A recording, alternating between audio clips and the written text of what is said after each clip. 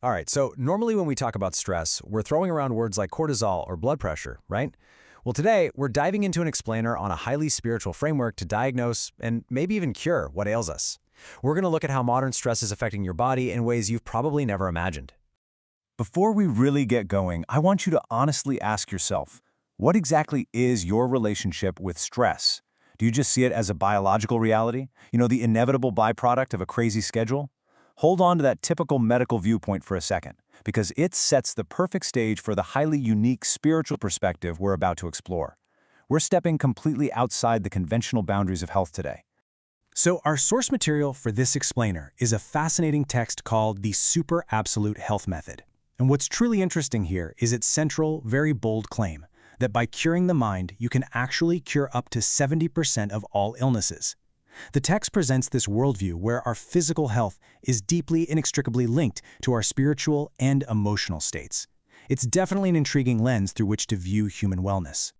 Okay, here's our roadmap for today. We'll cover 1. The root of illness, 2. The danger of complaints, 3. Healing through forgiveness, 4. Smiles and gratitude, and 5. The power of faith. Let's jump right in. Starting with Section 1, the root of illness, connecting the mind and body.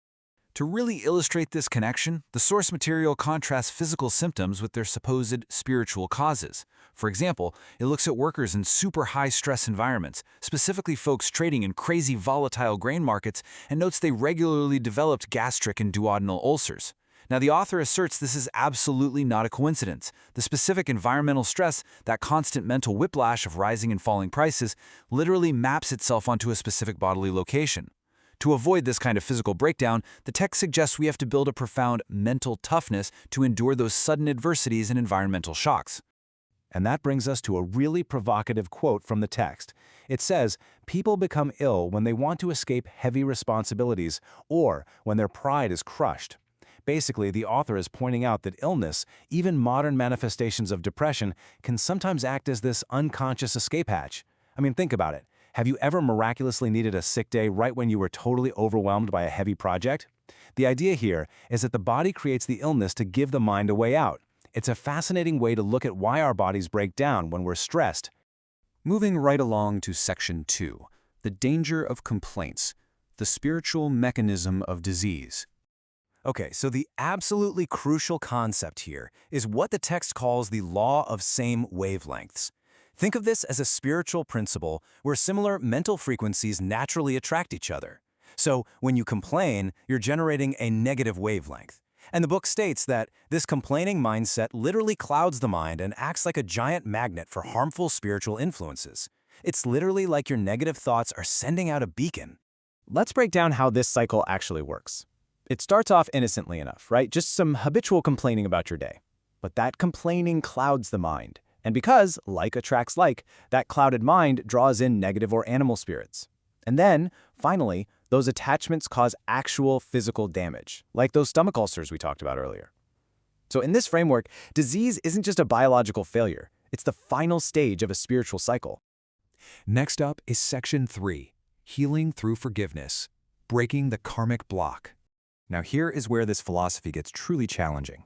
The author argues that holding a grudge, even when you are 100% legally or morally in the right, can manifest as an incurable disease. Even if someone totally wronged you, even if all of society agrees you are the victim, harboring thoughts of hatred is ultimately going to destroy your own physical body. That righteous anger, it poisons you, not them. But there's a fix, and the book details an exact mechanism for it. First, you have to acknowledge the grudge. Then, make the active conscious choice to forgive. The moment you do that, the karmic block begins to dissolve. The spiritual conflict unravels, and physical healing can finally begin. Having a forgiving heart fundamentally changes your spiritual state, which in turn generates the actual power to heal your physical body. All right, Section 4, smiles and gratitude, building a resilient body. In the preface of the source material, there is this incredibly striking metaphor about stepping off the runaway train of desire. The author notes that, just like we don't really appreciate air until we're drowning, we rarely realize the true value of our health until we fall ill. We spend our whole lives on this runaway train, never satisfied, never grateful for the ordinary. Realizing that simple blessing of health often brings what the author calls tears of reflection. So how do we practically apply this? The author says we need to maintain a life of smiles and gratitude, and gives us specific ways to cultivate it. It starts small, thanking your family. If you're currently ill, it means showing genuine gratitude to your nurses and caregivers. But the deepest level here is realizing that you are literally being kept alive. It's a massive shift, moving from this idea that you are independently powering your own life to realizing you're sustained by the forces and people around you. Living with smiles and gratitude shifts your focus, and the text claims that immediately starts improving your health. And finally, Section 5, the power of faith, the ultimate secret to longevity. Think of your immune system like a spiritual shield. According to the text, a lack of purpose or a loss of living force destroys this shield, dropping your immunity. But strong faith, that actively boosts it. A bright mind isn't just a nice, comforting thought. It physically enhances your body's defenses by giving you a real powerful reason to live. To summarize these ultimate secrets to longevity and absolute health, you've got to maintain strong faith. You need to live in accordance with divine will, release that heavy reliance on others, and really nurture a consistently bright, positive mindset. By focusing on the bright side and living through faith, the text claims you build an internal environment where disease simply cannot thrive. And that essentially wraps up our explainer. We've explored this fascinating framework where physical health is dictated by our spiritual and emotional realities, from the hidden dangers of just complaining about your day to the profound healing power of forgiveness and gratitude. So I want to leave you with this final thought drawn from the text. Could changing your mind truly be the key to fundamentally changing your physical body? It's definitely a question worth pondering long after this ends. Thanks for joining me on this one, and keep exploring. Welcome back to The Explainer. Today, we're unpacking the true, kind of surprising nature of modern depression and looking at some highly effective tips to regain what's called an always sunny mind. We are diving into some truly fascinating source material today that completely flips the script on how we view stress, career milestones, and our own mental well-being. If you've ever felt totally overwhelmed right at the exact moment you thought you should be celebrating, well, this explainer is absolutely for you. So let's dive right into this highly counterintuitive question. Why does getting promoted make us depressed? Because logic dictates that career success should bring happiness, right? I mean, we strive for the promotion, the big transfer, that shiny new title, assuming it's going to validate all our hard work. But the source material highlights a startling phenomenon. Often, instead of joy, these positive milestones actually bring on intense anxiety and even severe depressive states. To answer exactly why this happens, we're exploring a fantastic text that provides both practical and philosophical prescriptions for navigating these heavy life transitions. The source goes deep into the idea that many illnesses and depressive states are actually triggered by these so-called positive environmental changes, and it lays out a very structured path to get your mind back on track. Okay, here is our roadmap for today. 1. The promotion depression trap. 2. Surviving the underwater phase. 3. The paper prescription. 4. Escaping the evaluation trap. And 5. The always sunny mindset. Section 1. The promotion depression trap, the paradox of success. The very first hurdle here is just acknowledging the trap itself, which the source defines as promotion or transfer depression. You know, so many people suffer in silence with this. They think there's simply something wrong with them for being unhappy when they should be absolutely thrilled. But here is what's really happening. When you experience a life reset, like a big promotion or a transfer, you're entirely stripped of your previous mastery. In your old job, you had all the answers. Now, you don't. And this sudden, jarring shift triggers a profound, paralyzing sense of incompetence. It's not a failure on your part at all. It's literally just the shock of a reset environment. Section 2. Surviving the underwater phase, the sinking metaphor. To really capture this shock, the source uses a brilliant visual metaphor, the underwater phase. Think about it. You transition from breathing easy in your old role, where you had high competence and high comfort, to suddenly feeling completely submerged in a new one. It's described as feeling like you're forced to run on deep sand, or like you're trying to operate while holding your breath underwater. You're kicking as hard as you possibly can, but you just aren't moving forward the way you used to. So, the absolutely crucial takeaway here is the 6-month rule. The text emphasizes that literally everyone goes through this sinking feeling. You just have to hold your breath, survive the 6-month low period, and know for a fact that you will eventually break the surface. It's a test of endurance. You really can't expect a sudden, miraculous turnaround on day 2. you have to allow yourself the grace to slowly, steadily build back that competence. Section 3. The paper prescription. Actionable steps. Okay, so what do you actually do while you're underwater feeling so overwhelmed? You obviously can't just passively hold your breath and panic. When you're in this depressive state, it feels like you have a million insurmountable problems. But the author points out a really surprising fact. If you actually sit down and try to write them out, you will rarely get past 20. 20! Our brains are just incredibly skilled at taking a handful of worries and reflecting them like a house of mirrors until they feel literally infinite. This is exactly where the paper prescription comes in as a highly practical intervention. Step 1. Force those abstract floating anxieties onto a physical piece of paper to organize them. Step 2. Rank them by priority. Step 3, and honestly this is the magic step, physically mark the ones you cannot solve right now with an X and literally shelve them away. You're separating what actually requires your effort from what is entirely out of your hands. And you know what's really fascinating? The long-term result of doing this. The author notes that looking back at his own list a year later, he realized he hadn't actually solved all 20 problems. Instead, the unsolved problems were mostly groundless fears that just vanished naturally over time. They were basically armchair theories of disaster that never actually came to pass. Section 4. Escaping the evaluation trap. Shifting your mindset. So we've organized the practical worries on paper, right? But what about the philosophical ones? What about that crushing weight of wondering what your new boss or your new team thinks of you? This beautifully illustrates what's called the evaluation trap. Agonizing over others' opinions is a fast track to depression because it's entirely out of your control. As the source clearly states, you cannot force someone to change how they evaluate you.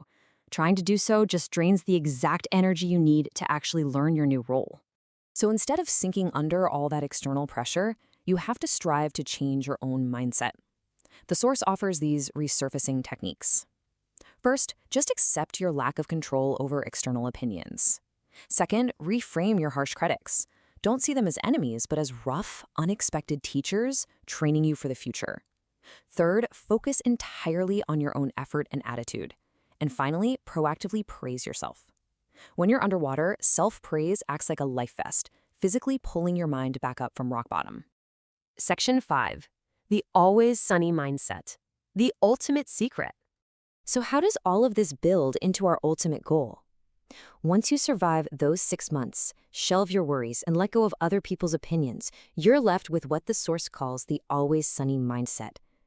The text draws a really sharp, fascinating contrast here. A foolish person holds on to insults forever and instantly forgets their wins. But an excellent, resilient person, they do the exact opposite. They drop their failures and unpleasant moments instantly, almost treating forgetting as a superpower, and they remember praise forever, using it as fuel. By refusing to fear failure and choosing to quickly forget the bad, you adopt the true posture of a bright, healthy, and resilient life. This isn't just about ignoring reality, guys. It's a strategic choice about what you allow to take up space in your memory. It's the definitive secret to maintaining your health, overcoming depression, and avoiding the massive physical toll that stress takes on the body. As we wrap up this explainer, I want to leave you with this final thought to apply right now. Look at your life today. Grab a piece of paper, write down the things pulling you underwater, and ask yourself, which of these worries are actually out of my control? Which one will I mark with an X and shelve today? Go ahead, take that pen, make that mark, and take your very first step back to the surface. Welcome to this explainer. Today we are diving into a really fascinating, completely paradigm-shifting idea about human health. You know, if you've ever wondered about that profound, kind of invisible connection between your everyday thoughts and your physical well-being, well, you are definitely in the right place. Now, right out of the gate, the text hits us with a pretty startling number. According to the author, a staggering 70% of all illnesses stem directly from our state of mind. Think about that for a second. We're talking about the idea that the root cause isn't necessarily genetics, and it's not always the environment, but rather the thoughts we carry around with us every single day. And that concept is really the entire foundation of our discussion today. We're exploring the framework laid out in Ryuho Okawa's original Japanese text, which basically posits that unlocking a very specific mindset can radically alter our physical well-being. It's a text that seriously challenges us to rethink what it actually means to heal from the inside out. So here is our roadmap. We'll start with the miraculous regenerative power, move to mind as the root of illness, look at why physical causes still matter, explore the 4 keywords for health, and then wrap it all up with the ultimate detox. Section 1. The miraculous regenerative power, the body's hidden ability. So diving right into Chapter 3, the text introduces this incredible concept called the resurrection of health. It makes the case that every single person, you and me included, harbors this dormant, miraculous regenerative power. And the author suggests this isn't just for healing minor scrapes or a common cold, but that this power dwells within you and is actually capable of curing severe diseases if it's properly unlocked. But to get there, the book makes a crucial point. It says we absolutely must transcend the materialistic common sense of medicine. Basically, the author argues that to truly tap into our biological and spiritual potential, we have to look way beyond conventional medical thinking and start recognizing the invisible mechanics that are constantly at play inside of us. Moving on to Section 2, Mind, Root of Illness. What blocks regeneration? Naturally, a big question pops up, right? If we have this immense, miraculous healing power, why on earth do we still get sick? While the text claims that severe diseases, and it even specifically points to things as serious as cancer, are frequently manifested by toxic mental states.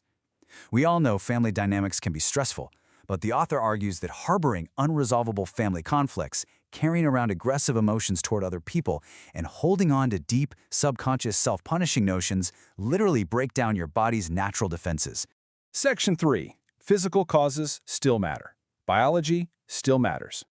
Now, it is absolutely crucial to clarify that the book doesn't just promote a think-yourself-better approach and ignore reality. To achieve true health, the author insists we really have to balance the equation. Yes, we have to eliminate those mental toxins like aggression and self-punishment, but we also must correct materialistic causes, things like overeating or a lack of exercise. It highlights just how vital a healthy diet is. Our biology undeniably still matters in this framework. Section 4, 4 keywords for health, bridging mind and body. So how do we actually do this? According to the author, activating that dormant regenerative power requires mastering 4 definitive keywords: reflection, gratitude, diligence, and prayer. Let's break down exactly what the source means by each of these, step by step. The very first key is reflection. You can kind of think of it like cleaning out a messy psychological closet. The book describes this as the hard work of looking inward to identify and remove toxic, self-destructive thoughts from your mind. It's all about actively clearing out those bad notions we talked about earlier that create a hospitable environment for disease to thrive. The second key is gratitude, and in this context, it goes way beyond just having polite manners. The text specifically points out that replacing your internal complaints with sincere thanks, especially toward your family members and medical caregivers, actively shifts your energy. The claim here is that cultivating this deep sense of thankfulness genuinely improves your physical condition. All right, the third key is diligence. This one firmly grounds the spiritual side of things right back in the physical world. The author reminds readers that taking disciplined effort to control your body through proper diet, exercising regularly, and even intentionally studying medical knowledge are all required acts of diligence. You really have to be an active participant in maintaining your physical vessel. And finally, we have prayer. In this specific framework, prayer acts almost as your architectural blueprint. The text encourages individuals to vividly and actively design a vision of the healthy, active life they want to lead, and then to continuously wish for its realization. Essentially, it gives your body's regenerative power a very clear, defined target to build toward. Which brings us to Section 5, the ultimate detox holistic body cleanse. When you successfully bring all of this together, combining reflection, gratitude, diligence, and prayer, the overarching philosophy is that you achieve an ultimate detoxification. You're tackling the whole shebang. You are simultaneously clearing out the physiological toxins born from poor habits and the psychological toxins born from negative emotions, all to restore your natural, miraculous state of health.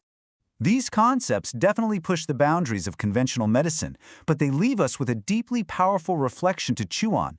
If our minds truly do hold the blueprint to our physical health, what kind of thoughts are you building with today? Thank you so much for exploring this explainer with me. All right, let's jump right into this explainer. Today, we're taking a look at a really fascinating, highly alternative, and intensely spiritual perspective on human wellness. If you've ever wondered about the mind-body connection, well, our source material today takes that idea and just pushes it to the absolute extreme. We aren't looking at standard medical journals today. Instead, we're exploring a philosophical framework that claims to reveal the ultimate truth of health from a world entirely beyond our physical one. So let's dive into it. I want you to start by asking yourself this kind of mind-bending question. What if your physical body is actually just a spiritual body in disguise, constantly renewing itself like a flowing river? It's a profound thought, right? It fundamentally challenges our basic, everyday assumptions about physical reality. It really sets the stage for a philosophy where flesh and bone are totally secondary, and unseen forces take the driver's seat. Our source for this perspective is a book called The Super Absolute Health Method by Ryuho Okawa. Specifically, we're going to be breaking down Chapter 4, which asks us to consider health from a dimension completely outside our current one. The author essentially promises to outline a method that goes way beyond diet and exercise, aiming squarely at the spiritual core of human existence. Okay, Section 1. Beyond the physical body, the true form of a human. According to the author, standard biology is completely flipped on its head here. The physical body you see in the mirror, the one you're interacting with every single day, is considered merely a temporary vessel. The true form of a human is essentially a spiritual body, or a soul, that has just temporarily taken up residence inside that physical shell. So under this framework, any analysis of health that only looks at the physical matter is missing the most important piece of the puzzle. Moving on to Section 2, the flowing river concept, constant cellular renewal. The text uses this incredibly vivid, serene metaphor of a landscape to describe our cellular biology. The author argues that our physical cells are never static. Instead, they are constantly dying off and being replaced, renewing themselves in a continuous stream, exactly like the flowing water of a river. When you look at a river, it seems like a solid, permanent thing, but the water making it up is constantly changing. Well, the author argues your physical body works the exact same way. The text drives this home with a really powerful line. The body continues to change like the flow of a river. Now, why does this actually matter for us? Well, think about it. If your body is always in motion and constantly replacing itself, its physical condition is never truly fixed. If you're sick today, the cells of tomorrow haven't even been built yet.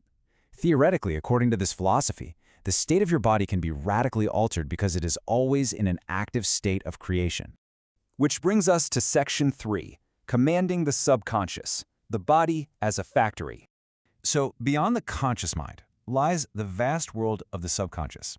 And the author describes the body's entire internal operation as this highly responsive biological factory. In this factory, your daily thoughts aren't just, passing daydreams. They are literal commands issued by you, the master, down to the cellular workers on the floor. Honestly, just imagine being a microscopic worker getting an urgent, all-caps memo every single time you feel stressed. It's kind of a lot of pressure on the staff. Let's track exactly how this works according to the book. Step 1, a really strong desire forms in your conscious mind. Step 2, if you hold on to that desire long enough, it sinks down and completely permeates your subconscious. And then Step 3, once it's locked into the subconscious, it acts as a direct command sent out to millions of cellular workers. Your thoughts are essentially the blueprints being handed down to the construction crew building your new cells. The source actually claims that permeating your subconscious with a strong, unwavering desire to become healthy literally sends physical commands throughout your body. It describes this mechanism as being so powerful that it's capable of creating what we would perceive as physical miracles, literally directing the factory workers to construct a perfectly healthy body, entirely replacing the sick one. But, as you might guess, this factory metaphor goes both ways. The text highlights a really stark duality. If you're broadcasting negative thought waves, fear, doubt, anger, those act as destructive commands. The factory workers follow those negative blueprints, which ultimately destroys the body from the inside out. Conversely, a strong will and deep faith act as positive commands that dramatically boost the body's defenses. It's a heavy responsibility. Your mind is literally the architect of your own physical state. Section 4. Faith and the Immune System, the Ultimate Defense. The author holds a very dynamic, almost militant view of the immune system. The text describes immune cells as internal police and soldiers. Their entire job is to actively fight off external enemies like invading viruses or diseases. But here's where the philosophy ties directly back into the spiritual. The author claims that strong faith is the absolute ultimate fuel for this internal military. Your belief provides the energy and the reinforcements these cellular soldiers need to actually win the battle. And the factory metaphor warns of a pretty serious consequence here. A lack of faith or chronic negative thinking results in the factory actually producing defective cells. If your internal soldiers are weak or defective just because the master of the factory sent down bad blueprints, well, the external enemies are going to win. In this framework, spiritual doubt is the literal root cause of physical illness. This leads us right to the absolute core thesis of the chapter, summarized perfectly in this quote. Having a strong faith increases the human body's immune power. The source material fundamentally argues that the power of belief is inextricably physically linked to long-term cellular health. It's not just about, feeling positive. It is about providing the literal biological armor your body needs to survive. Finally, Section 5, Master of Your Life, the Power of Belief. We've finally arrived at the title of the book itself, The Absolute Health Method. Based on everything we've just unpacked, this is defined not as a diet, not as some intense physical regimen or a set of exercises. It is entirely the empowering practice of using the power of belief to overcome illness. By actively controlling the subconscious factory, the text argues, you completely take back control and live truly as the master of your own life. You are no longer just a victim to random biological chance. Ultimately, the source material defines this absolute health method as requiring one very specific element: unyielding faith. It's this deep-seated, unshakable spiritual belief that allows a person to consciously rewrite their physical reality, direct their cellular river, and literally cure disease. So the ultimate takeaway from this fascinating philosophy is empowerment through supreme responsibility. The power of your thoughts can both create and cure illnesses. Under this framework, you are absolutely not a passive passenger in a failing machine. You are the factory owner, you're the spiritual architect, and you are the master commander of your physical vessel. Which leaves us with this final, incredibly provocative thought to ponder. If your body truly is a subconscious factory, eagerly waiting for the master's instructions, what kind of commands are you sending to the floor today? Are you building health, or are you printing defective parts? It's a really powerful perspective to reflect on. Thanks for joining me for this explainer, and keep questioning the reality around and inside you. See you next time.